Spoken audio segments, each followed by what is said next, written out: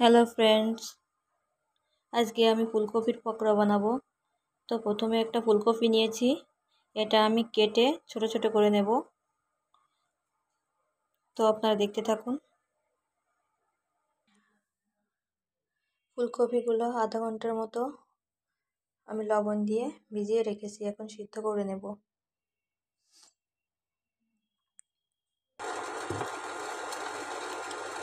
আমি ইন্ডাকশানে ফুলকপিগুলো সিদ্ধ করে নিচ্ছি। অনেকটা সিদ্ধ হয়ে গেছে দেখেন, আর একটু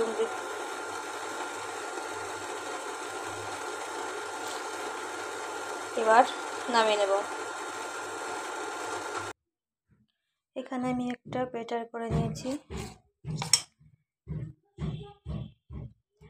ধনিয়া পাতা, কাঁচামরিচ কুচি আর বেসন, চালের গুঁড়া দিয়ে একটা ব্যাটার করে নিয়েছি। তো এটা দিয়ে আমরা পকোড়া বানাবো।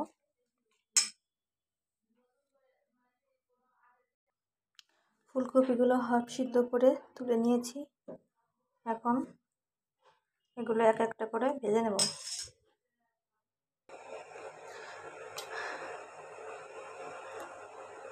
কড়াই গরম হয়ে গেছে, এখন তেলটা দিয়ে দেবো।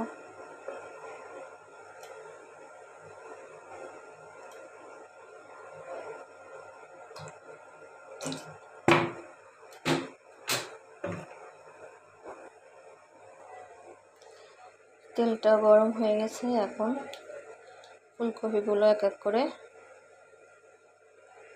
দিয়ে দেব।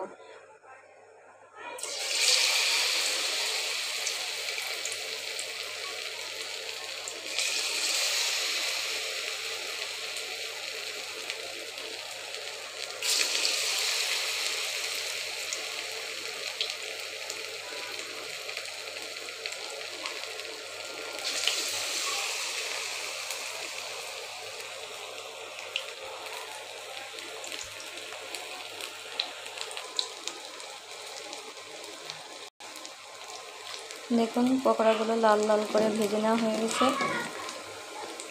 এখন তুলে নেব।